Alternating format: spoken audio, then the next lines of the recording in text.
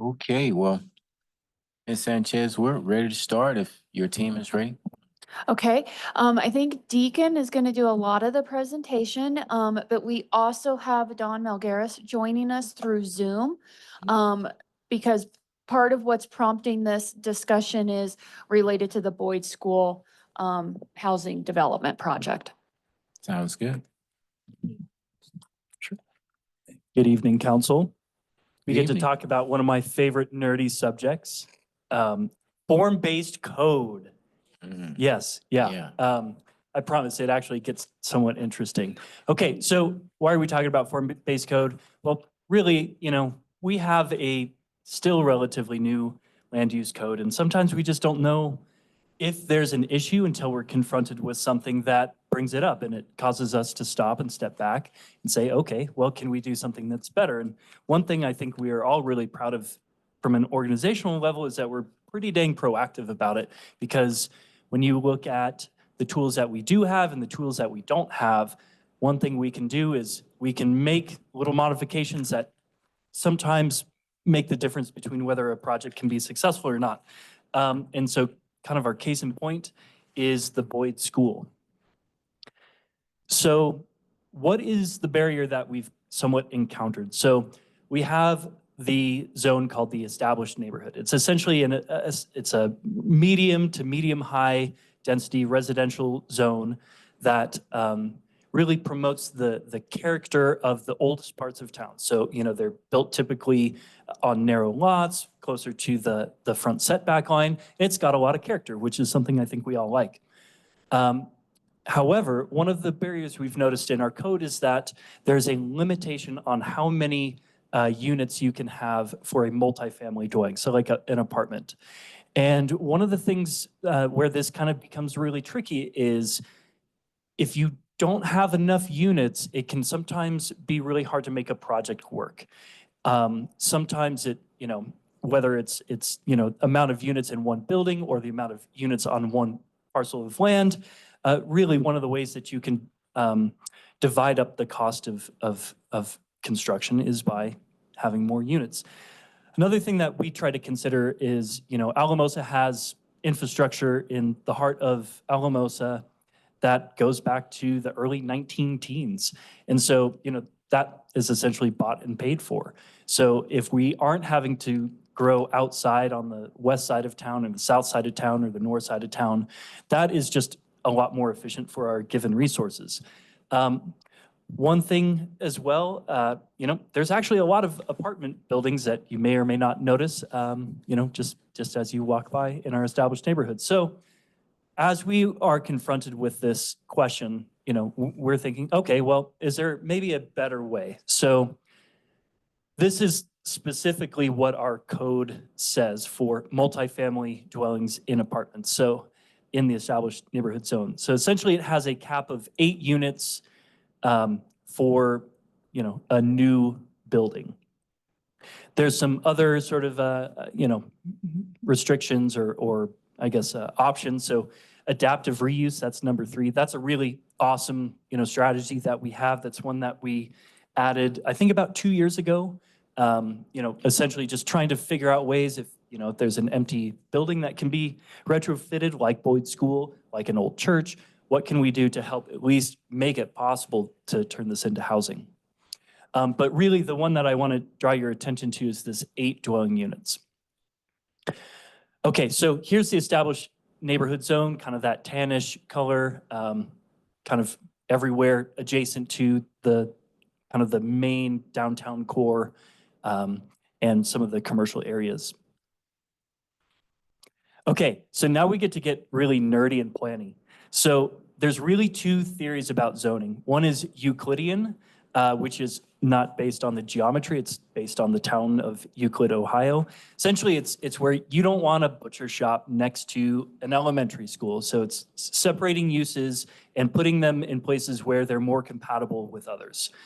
And then there's another theory, which is form-based zoning, which really focuses more on how a building looks and preserving character and how buildings interact with the street and each other versus specifically what the building is put to use for. So, you know, I think there's a lot of communities that do both, including Alamosa. So we do have some Euclidean, mostly Euclidean, but some form-based zoning, including our downtown design standards, big box retail standards, and we have a little bit of it in our established neighborhood as well. Essentially, areas where, you know, if you had a vacant lot for a single family home, you should build all the way up to the front building line where everybody else is. So your one house isn't set all the way back. So just to kind of preserve that character.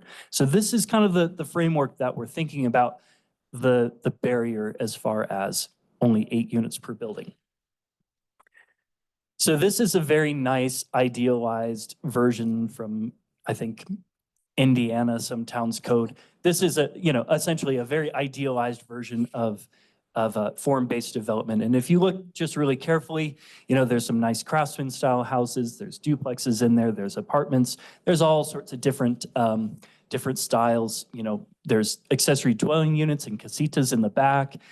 It's kind of a neat sort of thing, but the idea is that everything is kind of cohesive and it kind of looks like it all belongs together. Not necessarily cookie cutter, just it all kind of has the same vibe.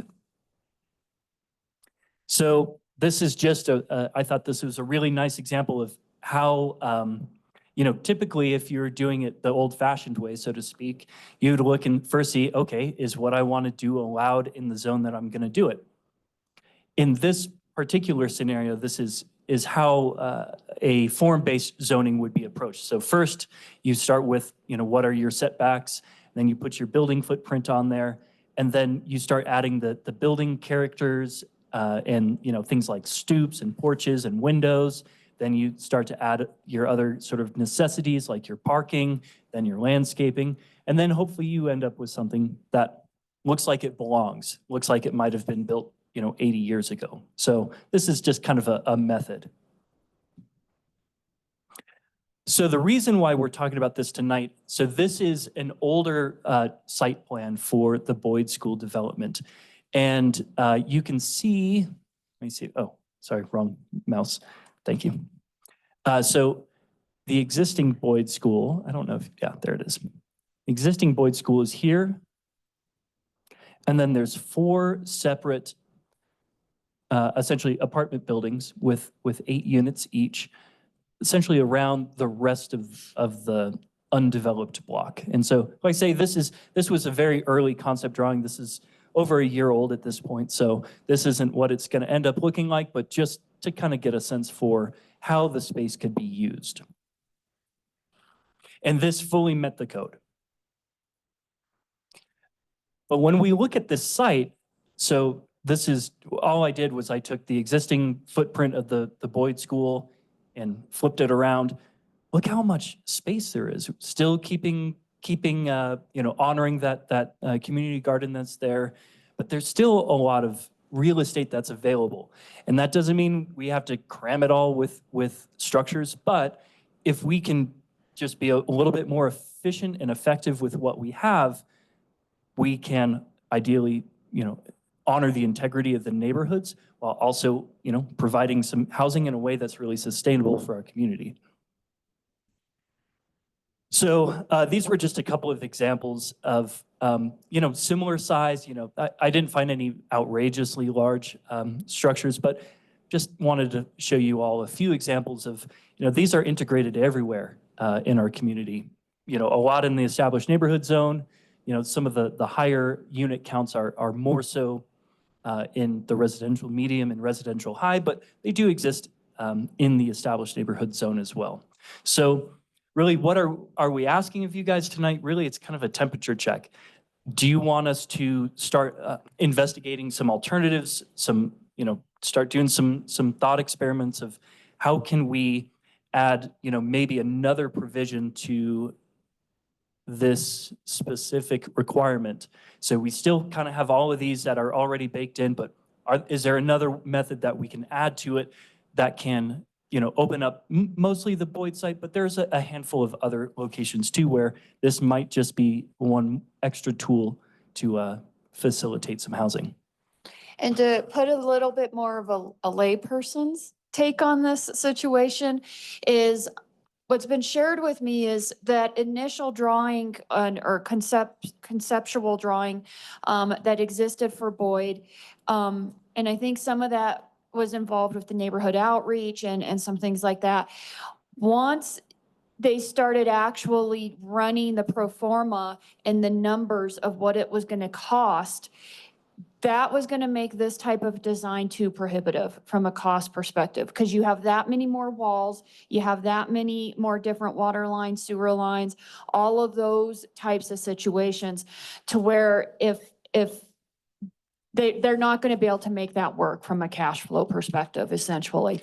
And so what the question was that they posed to us is, can we have the same number of people, but do it all in one building? So it reduces down, you have one roof, you've got, the 4 exterior walls and then the interior and all of that kind of stuff. And so that's when the math starts to work from an affordability perspective, since this is for affordable housing as well, type of situation. And so without a change to our established neighborhood zoning in these areas that Deacon has highlighted, then really the project will only consist of remodeling Boyd School and something else. They'll have to go back to the drawing board as it relates to if they can add more housing, because this is panning out to be too expensive. And so that's why we wanted to show you how big the lot is, what kind of density can look like in other neighborhoods and those types of things as well.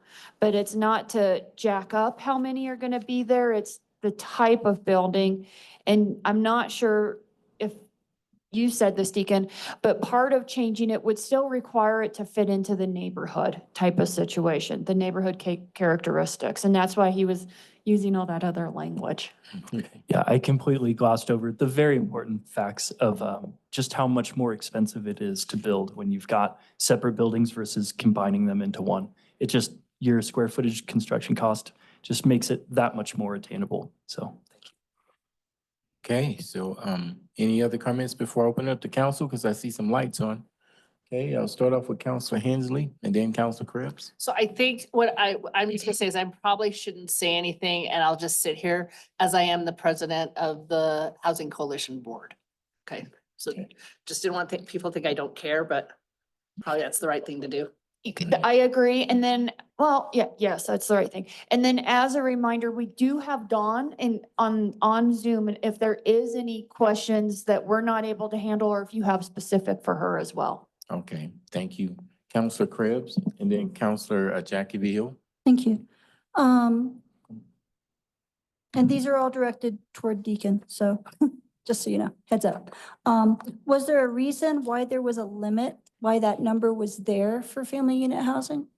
So I wasn't here when that original discussion was happening, but from the best that I can tell is it was really to try to honor the existing forms of the established neighborhood zone. There was a similar provision in the residential medium zone. It restricts it, and it's actually still in our code, that your bottom floor can only have up to 4 units for a multifamily dwelling. And I think with that sort of in mind, and then the historic nature of the established neighborhood, I think that was kind of the concept, is trying to protect sort of the image of an established neighborhood. But that's just my hypothesis. I also think, Deacon or Rachel, that code was adopted before the housing crisis really kind of came to light. And a lot of the stuff and changes we've tried to make to support and line up with state priorities as well, to support the creation of affordable housing. Is that correct? Yeah, so our comp plan, which was finalized in January of 2017, or was it 2016? There's almost no mention of housing in our comp plan, which is kind of wild for us to think about, given how big of a topic it is for us. And then, coming out of that comp plan is how we have our existing land use code. So exactly, a lot of these things were crafted with, where we were 10 years ago, which was surprisingly different. And then I also think, so with this recognition of how zoning has sometimes been a hindrance to housing and affordable housing, like we've added ADUs, we've taken a look at some of the parking stuff. So we've been modifying the code to better address kind of some of what could be barriers to housing. And then I think Rachel wanted to say something. A lot of land use codes are just sort of plug and chug from other communities. And so a lot of the rules that are being, that the state's requiring us to fix regarding housing are because a lot of the housing rules are purposefully exclusionary. So that's why there's so many restrictions against manufactured homes and multifamily, because they're usually associated with lower income people. And so I think that it was a way for municipalities to control where lower income people lived in their communities. And so I do think those rules are overly strict. And now that we have a housing crisis and we do need a spectrum of housing opportunities, especially those in the lower income brackets, it's why the state's asked us to really look closely at those types of things. And so this is probably another rule that's just an artifact where they were trying to keep, poorer people out of the nicer neighborhoods is really what a lot of these rules boil down to. Okay, thank you. So the number of dwelling units, so you're looking to remove that restriction entirely or to raise the number? So I think it would be, wrong keyboard. I think it would just be having an additional method of compliance. Okay. So essentially this, would still remain in there, but then there, essentially a waiver of that 8-unit restriction if certain conditions were met.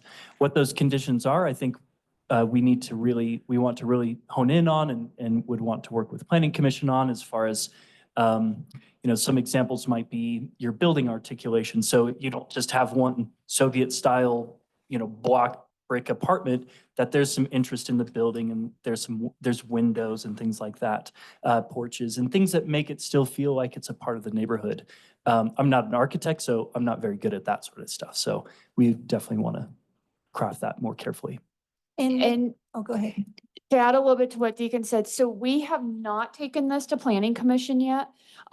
We just wanted to get a little bit of a temperature of where council's at before we spend a lot of time working with Planning Commission to dig into more of some of these kinds of details.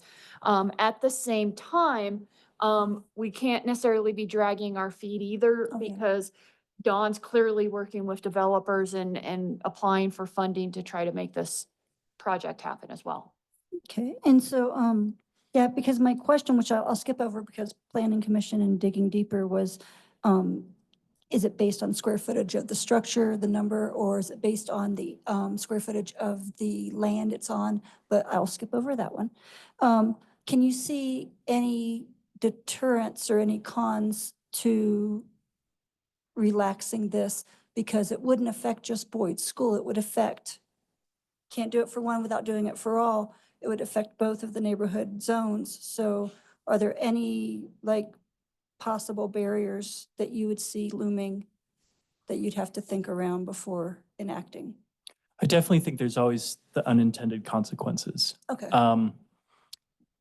The things that, and this is a conversation that we would explore more with Planning Commission, as far as what are the things that we are trying to protect against. In my mind, and I only have one opinion, is, it's neighborhood character, the walkability, safety, traffic, kind of some of those sorts of typical things.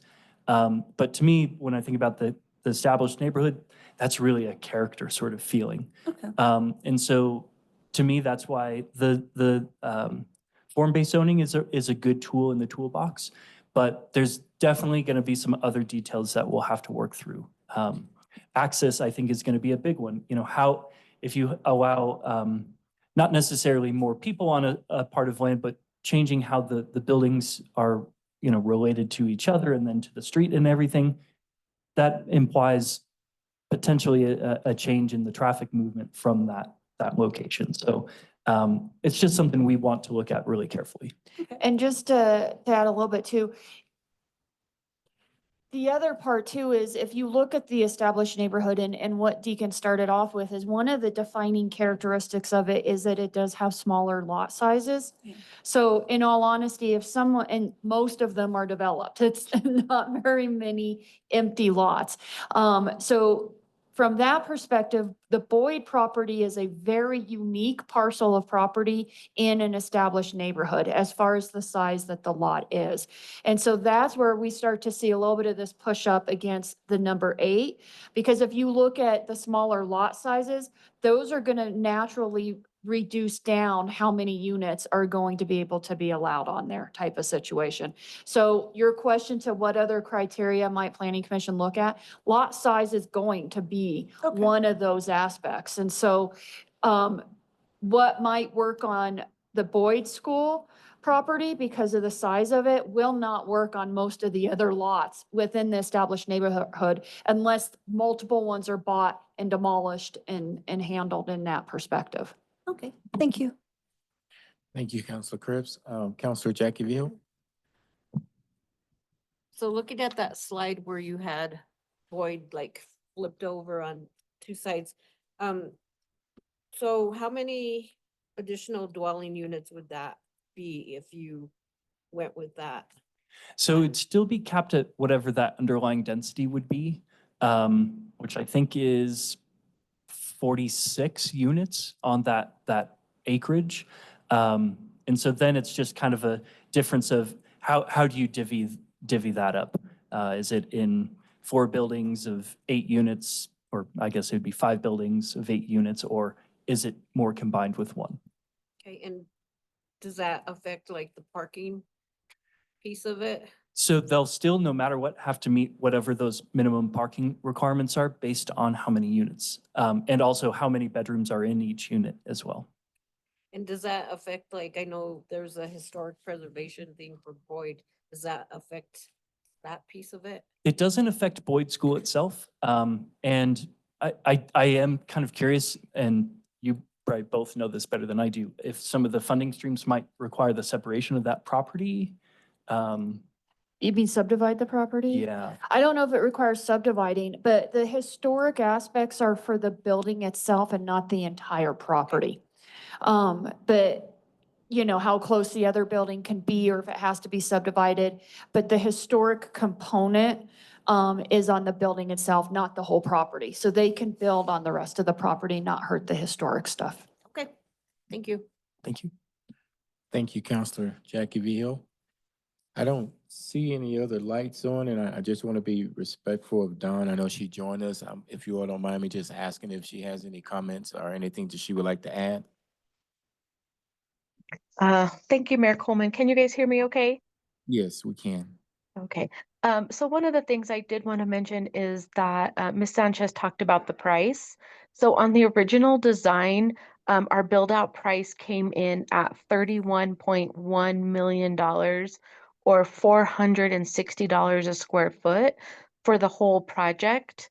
By being able to change it just to the single building for the new build, we actually reduced the overall whole project price to $21.7 million or $371 a square foot, which aligns more with a lot of the funding sources that are currently available for housing. And so, like it was said, if we can't make this adjustment, we really are only looking at the 24 to 26 units that can go into the school itself. Where if we can have the 2 buildings, we get to double that. And so, you know, we get to meet the density that the lot allows, which is a full city block. And we get to do it within the price range of the current funding sources that are available, where the 4 or 5 other buildings just don't let us do that. Another problem that the old design had was that with that many roofs, it required a really strategic like wastewater planning. That really was another big factor in the cost, because we just had to plan this really intricate way of handling the water so that we didn't overflow the city system in a big rain, which we hadn't had in a long time until we started planning Boyd School. And then all of a sudden the big rains came over the summer. So it really made us really sit back and think about how that had to work as well. And that's when we kind of started having conversations. City has been part of this conversation the whole time. So we're making sure we're being compliant and respectful of everything and all the changes in the community, the neighborhood. But it really just wasn't cost effective with doing it with the original plan that we had put together. Okay, thank you so very much for sharing that information. You're I don't welcome. s- I don't see any other lights on, and I think you all done a very thorough job of explaining everything to council. So do you just need a consensus? Well, yeah, so obviously we don't vote, but is there any significant heartburn for us to really dig deeper with this, with the planning commission, to then hopefully bring something back to you guys? I think everybody will be okay with that. Okay, okay. Thank you, That's Don. it. Thank you. Thank Jake. you. Welcome. Thank you, everybody.